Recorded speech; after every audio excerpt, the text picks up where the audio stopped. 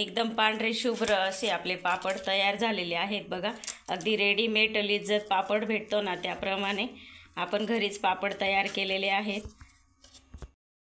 नमस्कार मैत्रिणींनो, स्वागत आहे तुमचं पुष्पा पाटील किचनमध्ये। आज आपल्याला उडीद डाळीच्या पापडांची रेसिपी बघायची आहे। इथे मी 1.25 किलो डाळ घेतलेली आहे। इथे मी फक्त उडदाचीच डाळ घेतलेली आहे। तुम्हाला जर मुगाची डाळ घ्यायची असेल तर ती पण घेऊ शकतात, किंवा तुम्हाला अर्धी डाळ उडदाची आणि अर्धी मुगाची घ्यायची असली तर तसं पण तुम्ही घेऊ शकतात। ही आपण दुकानातून डाळ आणलेली आहे, तर तिला आपण आता एका पातेल्यामध्ये मी टाकून घेतलेला आहे। आणि हा बघा असा चाटू असतो, याच्याने थोडंसं आपल्याला तिला असं ठेचून घ्यायचं आहे। असं केल्याने डाळीला जे असं नाक लागलेलं असतं ना, तर ते निघून जातं, असं थोडंसं असं ठेचून घेतल्याने। तुमच्याकडे असा जर चाटू नसेल ना, तर आपली मुसळी असते ना तर घरात वापरायची, छोटी असो मोठी असो, तर तिच्याने सुद्धा असं हळूहळू ठेचून घेतलं ना तरी चालेल। पूर्वी घरच्या डाळी असायच्या आणि त्या डाळींना फार अशी साल असायची, तर त्यामुळे ती उखळीमध्ये कुटावी लागायची। आता रेडीमेड डाळी असतात, त्याच्यामुळे एवढ्या घाण नसतात, तर असंही करून घेतलं तरी चालतं। ही अगदी पारंपरिक पद्धत आहे। आपल्याकडे आता शहरामध्ये उखळ आणि मुसळ नसतं, त्याच्यामुळे मी असं करून घेत आहे। 3 ते 4 मिनिटं अशी मी डाळ अशी ठेचून घेतलेली आहे। आणि आता आपण चेक करून बघायची आहे। बघा किती भुरसट असा रंग झालेला आहे डाळीचा। आणि बघा हाताला सुद्धा असे बारीक बारीक असे कण दिसत आहे, म्हणजे डाळीला जी घाण लागलेली होती ती सुद्धा स्वच्छ झालेली आहे। डाळ कुटून घेतली मी थोडीशी। आता आपल्याला पुढची प्रोसेस करायची आहे। या डाळीला स्वच्छ असं पुसून घ्यायचं आहे आपल्याला। तर डाळ पुसून घेण्यासाठी मी एका कढईला इथे कापड बांधून घेतलेला आहे। आपल्या घरामध्ये ओढणी असते किंवा साडीचा कापड असतो, साडीचा पीस असतो, तो बांधून घ्यायचा आहे। आता थोडीशी डाळ टाकू आपण, आणि असं हाताने व्यवस्थित असं पुसून घ्यायचं आहे, म्हणजे डाळीला जे कचरं लागलेलं असतं, जे पीठ असतं ते निघून जातं, खाली गळून जातं। आणि दुकानामध्ये जे पावडर लावलेली असते ना डाळी टिकण्यासाठी, ते सुद्धा असं पुसल्याने पावडरसुद्धा निघून जाते। डाळ अगदी आपली व्यवस्थित अशी पुसली गेलेली आहे, आता एकदम अशी स्वच्छ झालेली आहे। बघा हात किती भुरा झालेला आहे। आणि बघा आपली आधीची डाळ आणि ही डाळ, तर आता ही आपण काढून घेऊ।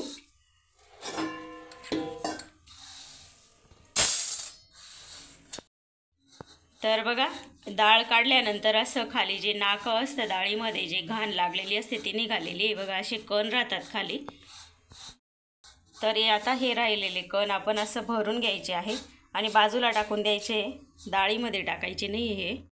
तर अशाच पद्धतीने मी आता सर्व डाळ पुसून घेते। अशा पद्धतीनेच मी सर्व डाळ इथे पुसून घेतलेली आहे। काढून घेऊ आता। बांधलेला कापड मी सोडून घेतलेला आहे, आणि बघा किती असं पीठ जमा झालेलं आहे कापडाच्या खाली कढईला। बघा हे असं काळपट पीठ आहे, हे निघून गेल्याने डाळ अगदी स्वच्छ अशी होते आणि पापड एकदम छान असे येतात। ही पुसून घेतलेली डाळ आता आपल्याला परातीमध्ये घालून किंवा सुपामध्ये घालून आहे ना, तर पाकडून घ्यायची आहे, म्हणजे थोडीफार जे कण असं राहिलेलं असेल ना ते सुद्धा निघून जाईल। बघा असे पुढे कण राहतात, हे काढून टाकायचे आपल्याला। बघा डाळ पाकडून अगदी एक स्वच्छ अशी करून घेतलेली आहे। ही आता आपल्याला गिरणीमधून दळून घ्यायची, अगदी बारीक अशी दळायची आहे। डाळ मी गिरणीतून दळून घेतली आणि एकदम बारीक असं पीठ तयार केलेलं आहे आपण। तरीसुद्धा आपल्याला या पिठाला वस्त्रगाळ करून घ्यायचा आहे। थोडाफार रवा असतो याच्यामध्ये, तर तो सुद्धा आपल्याला काढून घ्यायचा आहे। त्यासाठी मी एका कढईला बघा असा पीस बांधून घेतलेला आहे साडीचा, आणि आधीसुद्धा त्याच्याने गाळलेलं आहे म्हणून तुम्हाला भुरं दिसत असेल। उडदाचंच पीठ गाळून घेतलेलं आहे आधी, त्याच्यामुळे ते भुरसट दिसत आहे। तर याच्याने आता आपल्याला गाळून घ्यायचं आहे, थोडं थोडं पीठ घालून। थोडंसं पीठ टाकून घेऊ,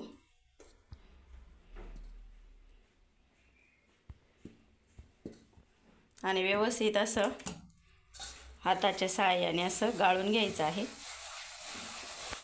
असं गाळून घेतल्याने असा रवा शिल्लक राहतो।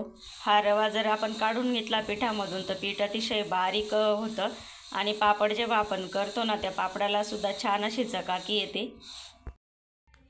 पीठ गाळून घेतलं पूर्ण मी आणि अतिशय बारीक असं पीठ आपलं तयार झालेलं आहे। एवढा रवा पिठामधून निघालेला आहे। हा रवा आपण इडली डोसा करताना वापरू शकतो किंवा कळण्याचं पीठ दळतो ना त्याच्यामध्ये सुद्धा आपण हा रवा वापरू शकतो। पापडाला लावण्यासाठी पीठ काढून घ्यायचं आहे, तर मी इथे वाटी भरून पीठ काढून घेणार आहे। पापड लाटताना लागेल आपल्याला। इथे मी पापड मसाल्याची एक पुडी घेतलेली आहे 100 ग्रॅमची, तर ती मी आता या पिठामध्ये घालून घेणार आहे। हा मसाला आपल्याला पिठामध्येच टाकून घ्यायचा आहे आणि व्यवस्थित असा मिक्स करून घ्यायचा आहे। व्यवस्थित सर्वीकडे मसाला लागेल असं पीठ आपल्याला मिक्स करून घ्यायचं। व्यवस्थित असं मसाला आणि पीठ मी मिक्स करून घेतलं। आपण जेव्हा 5 किंवा 7 किलो डाळ एकदम दळून आणतो तेव्हा खूप सारं पीठ असतं आणि ते पीठ आपण काही एकाच दिवशी असं लाटू शकत नाही, त्यामुळे मसाला कधी पण असा पिठामध्येच कालवून घ्यायचा। तुम्ही घरचा मसाला वापरला किंवा पुडीचा जरी वापरला तरी असंच कालवून घ्यायचं। याच्यामधून आपल्याला हवं तेवढं पीठ आपण घेऊन आणि भिजवून पापड करू शकतो थोडे थोडे। आपल्याला हे पीठ थंड पाण्यामध्येच भिजवून घ्यायचं आहे। गरम पाण्यामध्ये जर मसाला आपण टाकून पीठ भिजवलं तर तो मसाला म्हणजे ज्या ठिकाणी पिठाला ते पाणी लागतं तिथे तो कधी कधी खारट होतो आणि ज्या पिठाला म्हणजे पाणीच लागत नाही तर तो अळणी होतो, त्या ठिकाणी पापड असा व्यवस्थित म्हणजे चवीला लागत नाही। त्यासाठी असं पिठामध्येच मसाला आपण व्यवस्थित असा मिक्स करून घ्यायचा आणि भिजवताना पाणीसुद्धा आपल्याला गारच वापरायचं आहे। पीठ भिजवण्यासाठी मी इथे एक परात घेतलेली आहे आणि परातीमध्ये 2 ते 3 थेंब आपल्याला तेल टाकून घ्यायचं आहे आणि सर्व परातीला लावून घ्यायचं, म्हणजे आपण पीठ भिजवताना परातीला पीठ एवढं जास्त चिपकत नाही, कारण उडदाचं पीठ फार चिकट असतं। हवं तेवढं पीठ मी आता घेते। तर आता ह्या पिठामध्ये थोडं थोडं पाणी घालून मळून घ्यायचं आहे। पाणी एकदम घालायचं नाही, अतिशय थोडं थोडं घालायचं आहे आपल्याला। मी इथे 1.25 किलो डाळ घेतलेली होती आणि एकच मसाल्याची पुडी घातली 100 ग्रॅमची, तर ही 1 किलोला 1 पुडी असते। पण मी कसं म्हणजे पीठ वस्त्रगाळ करून घेतलं, त्याच्यातून रवा निघाला भरपूर असा आणि 1 वाटीभर आपण लावण्यासाठी पीठ काढून घेतलेलं आहे, ते सुद्धा कमी झालेलं आहे। आणि मेन म्हणजे आम्हाला मसालेदार पापड जास्त आवडत नाही, कारण आम्ही म्हणजे बीपीवाले पेशंट आहोत, त्यामुळे माझे मिस्टरांना पण जास्त मीठ चालत नाही आणि मलासुद्धा मीठ जास्त चालत नाही, त्यामुळे मी इथे मसाल्याचं प्रमाण थोडंसं कमी घातलेलं आहे। तुम्ही 1 किलोला 1 पुडीसुद्धा घालू शकता। थोडं थोडं पाणी टाकून मी या पद्धतीचं पीठ करून घेतलेलं आहे। अजून पाणी घालून व्यवस्थित असा गोळा तयार करून घेते। घट्टसर गोळा भिजायचा आहे, अगदी पुरीच्या पिठापेक्षाही आपल्याला घट्ट पीठ भिजवायचं आहे। घट्टसर बघा असा पिठाचा गोळा भिजवून घेतला मी। तर आता त्याला थोडंसं आपण तेल लावू, 2-3 थेंब, म्हणजे त्याचा जो भुरसट रंग आहे तो नाहीसा होईल। आता हा पिठाचा गोळा मी एका पातेलीमध्ये ठेवून देणार आहे आणि झाकण लावून अर्धा ते पाऊण तास मी मुरवायला ठेवणार आहे, म्हणजे जे मसाले आहेत पिठामधले ते सुद्धा छान मुरतील। तुमच्याकडे जर जास्त वेळ असेल तर 2-3 तास पण ठेवू शकता, किंवा तुम्ही सकाळी जर लवकर पापड करत असणार तर रात्रीसुद्धा पीठ भिजवून ठेवू शकता।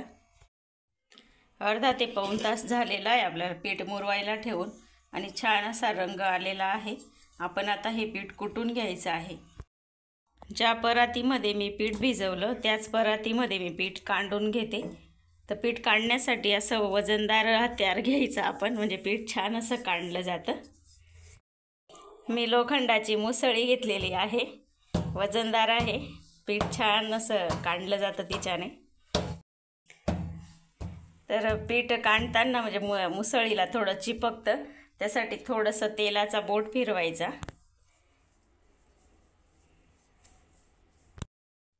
एकदम छान असं पीठ कुटून घेतलं, एकदम पांढरं शुभ्र झालेलं आहे। या पिठाला आपल्याला थोडंसं असं ओढून घ्यायचं आहे। 2 भाग करून घेते मी, म्हणजे आपल्याला सोपं जाईल। तर असं ओढून घ्यायचं, असं ओढल्याने मऊ होतं अजून पीठ। पीठ ओढून घेतल्यानंतर इथे मध्यम जाडीचा मी रोल करून घेतलेला आहे। तर आता आपल्याला या पाहिजे तशा आकाराच्या लहान मोठ्या जशा पाहिजे आपल्याला तशा लाट्या करून घ्यायच्या आहेत।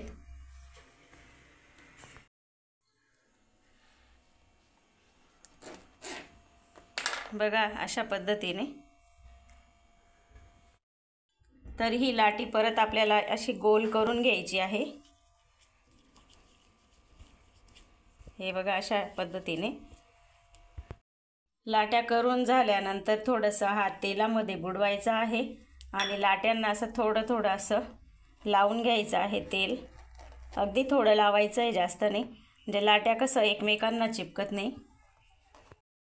आता लाट्या सुकू नये म्हणून एका पातेलीमध्ये भरून घेऊ आपण। अशा लाट्या झाकून ठेवायच्या आहेत म्हणजे सुकत नाही। आणि पापड लाटायच्या वेळेस एक लाटी घ्यायची, हलकीशी अशी पिठामध्ये बुडवून घ्यायची। जास्त एकदम असं पीठ लावायचं नाही आणि पापड लाटून घ्यायचा आहे छान असा।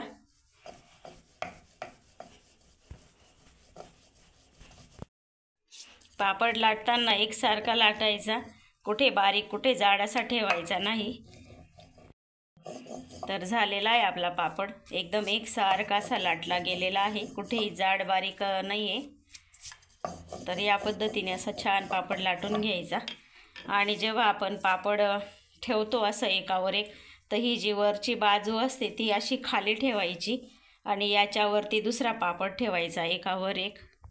असे 8 ते 10 पापड ठेवून द्यायचे आणि नंतर वाळवायला घालायचे, म्हणजे त्यांना जे पीठ लावलेलं असतं ना, थोडा भुरसट भाग दिसतो, तो सुद्धा असा छान असा मुरला जातो। हा आपण पहिले केलेला पापड आहे आणि हा मी आता नवीन करून घेतलेला आहे। तर ही वरची बाजू आहे, तर ही अशी ठेवायची आहे आपल्याला। अशा पद्धतीने 8-10 पापड करून घ्यायचे। पापड पूर्णपणे आपल्याला सावलीमध्ये वाळवून घ्यायचे, उन्हामध्ये अजिबात वाळवायचे नाही आहे पापड। आणि हवेमध्ये वाळवायचे, फॅनचा वापर पण करायचा नाही, कारण फॅनमध्ये टाकलं ना तर पापड वाकडे होतात। सर्व पापड मी करून घेतले आणि 1.5 ते 2 तास सावलीमध्ये छान असे वाळवून घेतले। बघा किती छान असे पापड झालेले आहेत, बिलकुल असे रेडीमेड जसे आपले पापड असतात ना त्याप्रमाणे झालेले आहेत आणि भरपूर सारे येतात आपण असे घरी बनवले तर। 1-2 पापड आपण आता तळून बघू। इकडे तेल ठेवलेलं आहे मी तापायला आणि उडीदाचे पापड तळण्यासाठी एकदम कडकडीत तेल करायचं नाही, एक मीडियम गरम करायचं। तेल मीडियम गरम झालेलं आहे, आता आपण पापड टाकून बघू।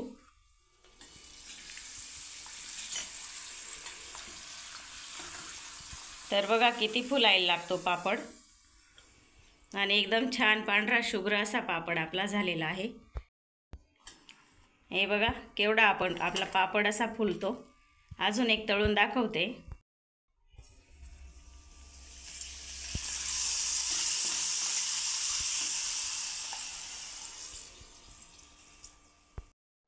एकदम छान असे पापड तयार झालेले आहेत आणि मसाल्याचं प्रमाणसुद्धा बरोबर आलेलं आहे। जर तुम्ही कमी मसाले वापरत असाल तर 1.25 किलोचं प्रमाण तुम्ही एक पुडीसाठी टाकू शकता 100 ग्रॅमची। खूप चविष्ट असे पापड झालेले आहेत। तर तुम्हाला ही जर रेसिपी आवडली असेल तर रेसिपीला लाईक करा, शेअर करा, सबस्क्राईब करायला विसरू नका। धन्यवाद।